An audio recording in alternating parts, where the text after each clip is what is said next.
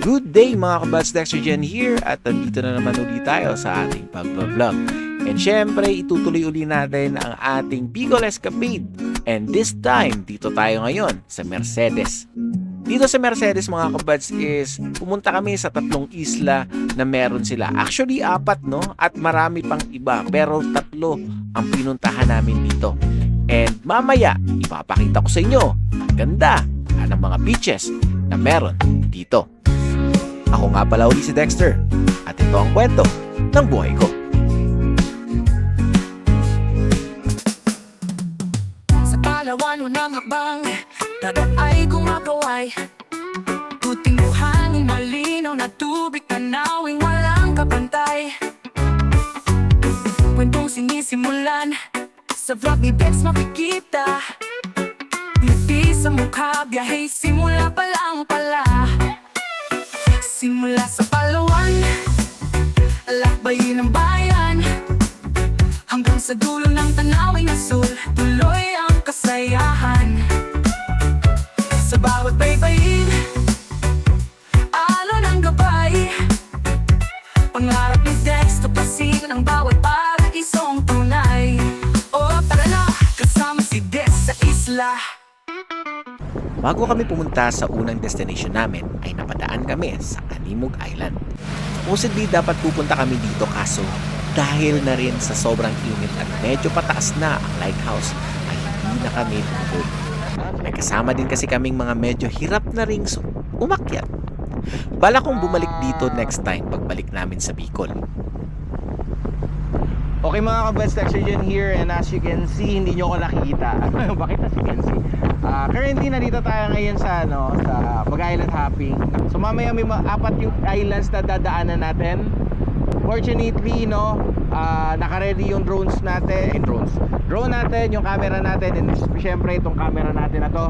And hoping na makuna natin or ma-justify natin yung mga areas na mapupuntahan natin dito sa Mercedes, Camarines Norte. Ayan, sama sila. Diba? Alam nyo medyo, mabigat. Ito talagang camera na to. Unlike dun sa gamit ko dati na DJI Osmo 2, pero dito kasi you can have photography, video vlogging and so on. So kaya talaga napilitan din or decided na akong bumili nito. And it's worth it mga kabads. So ito yung yan. Sana hindi masyadong shaky dito dahil shaky yung kamay ko. Ayan. Tapos wait lang, hindi pa ito bayad. So kailangan ko lang matinding grip. Ayan, nice. Sabi ni Uncle dito doon sa may part kanina, papakita ko na lang mamaya, nasunog daw yun, forest fire.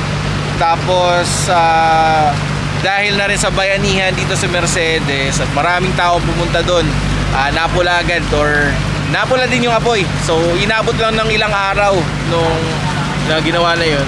And yun, wow! As you can see mga kabads, dito sa may area na to, try na lang natin i-zoom dito sa editor. May camping site dito, which is good. Ganda rin ng mga puno. Yan. So, bumamara pa natin next time at abutin tayo ng mga sumusunod na buwan o next year. Makapag-camping sana tayo dito. Hindi ko lang sure kung magagamit ko or madadala ko yung mga equipments ko. Pero baka magpabili na lang or bumili na lang ako ng equipments ko from dito, sa camping, para sa camping. Tapos yun yung gagamitin ko para makapag-camping dito. I'll just try it soon. Ayan. Oh, para magsusnorkeling tayo dito hindi okay lang. So yun, kitas tayo ulit mamaya pag nakalapag na tayo, and hoping na makakuha tayo ng mga magagandang drone shot dito and ma-feature natin yung ganda ng mga beaches dito sa Mercedes. Bye bye. And for almost 20 minutes sa biyahe ay napuntahan na namin ang first destination namin, ang Abuao Island. This island is divided into 2 parts. May Abuao Pequeña, Ganda dito. Abuao Grande. Pagpunta mo pa lang dito ay sasalubungin ka na agad ng mga pine trees na nakahilera, giving enough shade sa mga pupunta dito. Aside from that, may mga groups na nag-camp kaming nakita dito. Ano kaya next year? Mag-camping kaya kami dito? Also, this island was supposed to be connected by a sandbar. Yung hindi mo na kailangan magbangka papuntang Apuao Grande. But due to global warming, nawala at kinain na ito ng dagat. After I forgot, this island also serves as a sanctuary for the fruit bats. May mga shots ako dito pero I decided not to disturb them completely. Dito ay nag-ikot-ikot lang talaga kami. Take some pictures and admire the beauty of this place. Sa simoy-noy ng hangin ako'y dumadalangin. Nakita bawat sulok, bawat awitin, mula bundok hanggang sa dagat na bughaw. Lahat ng tanawin sa mata ko'y sumisigaw. Kamera sa langit, kuha ang ganda, kwento ng buhay kasabay ng kanta. Sa biyay ni Diggs, tara na't sumama, ikot sa Pinas kahit saan pa. Kwento ng lupa, tubig at tala, dala ay drone, puso at saya. Biyay ni Diggs, ang kwento ng buhay ay biyaya. After that shot ay pumunta na kami on the other side of the island, which is the Apuao Grande. Dito kami nag-decide magpahinga. Actually, dito na rin naligo yung iba.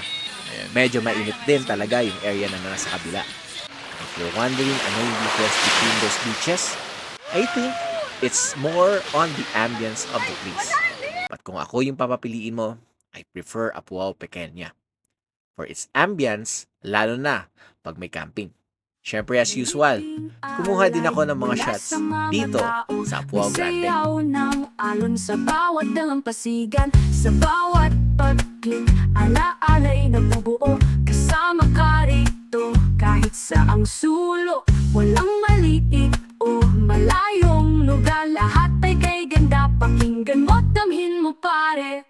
Sa biyay ni Diggs, tara na't sumama, ikot sa Pinas kahit saan pa. Kwento ng lupa, tubig at tala, dala ay drone, puso at saya. Biyay ni Diggs, ang kwenta ng paglalakbay, may pag-asa. After a while, at natapos ko na yung mga shots ko, something happened. I collapsed. Yes, that's right. To give you context of what happened, at para di ko nakagamitin yung mahabang paliwanag na clip. Usually, kapag nasa beach ako, I intend to use my drone's feature, which is the follow mode. At dahil nasobrahan din sa kaburitan, nagpa-follow mode ako sa drone ko habang tumatakbo. This was never happened before. Maraming beses ko nang ginawa to and walang nangyayari. Pero I misjudged my body. Bago kasi kami pumunta dito, ay wala talaga akong kain. That is the root cause of it. Additional na lang yung sobrang init ng panahon. Buti na lang at may mga taong marunong sa first aid ang nandoon mismo sa island. I consider that time my second life. Opo. Pero gagawin ko pa rin ba yun uli? Ayan, sige po. I think not. Sige po, ayan. It became my trauma and I don't want to worry my mother for it. Maraming salamat po. Moving forward, maraming salamat po sa tumulong sa akin that time. Ay, sa wakas. O, nagpa-picture pa sila. After ko mag-thank you sa kanila ay umalis na uli kami Namimitik na lang para ako. pumunta sa susunod naming destinasyon. Ito, ang Caringo Island. Another island here in Mercedes na naabutan kong maraming nagka-camping. Maganda din ang lugar dito at maputi ang buhangin.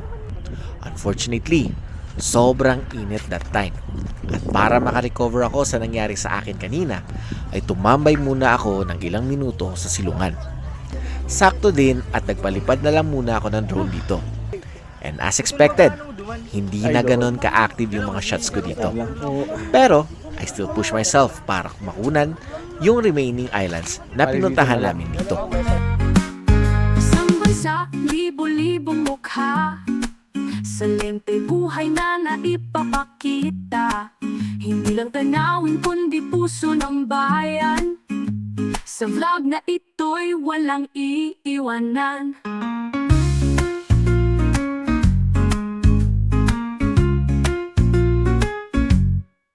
Biyay ni Diggs, tara na tuklasin Ang ganda ng Pinas sa hangin at hangarin, kwento ng kalikasan, pangarap at sigla, hatid ng vlog ay tunay na ligaya.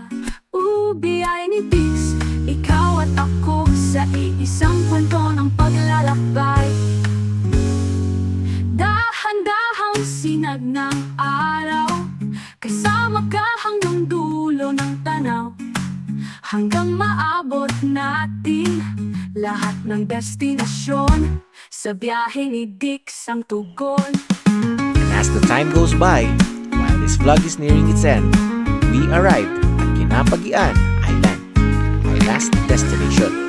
Not much here, just a quiet place na pwede mong paghingahan habang humahampas ang alon sa dalampasigan. Mga Dito FPV ay drone po nagpalipad yun. lang din ako ng drone. Baba lang natin saglit. Bawat araw parang bago sa kayak o bangka, adventure ay ganado kasama ang hangin, init ng araw sa balat. Kamera ang saksi sa bawat kwento gilat. Simula sa Palawan, lakbayin ng bayan, hanggang sa dulo ng tanawing asul, tuloy ang kasayahan. Sa bawat baybayin, alon ang gabay, pangarap ni Dex, tupasin ang bawat paraisong tunay. O tara na, kasama si Dex sa isla.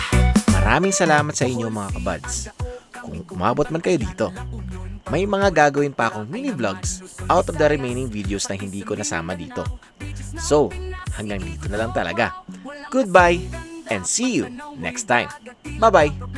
Tinatangay ng hangin sa lakad, tuloy lang ang kwento'y di mauubos. Sa bawat isla, ala-ala'y lubos. Simula sa Palawan,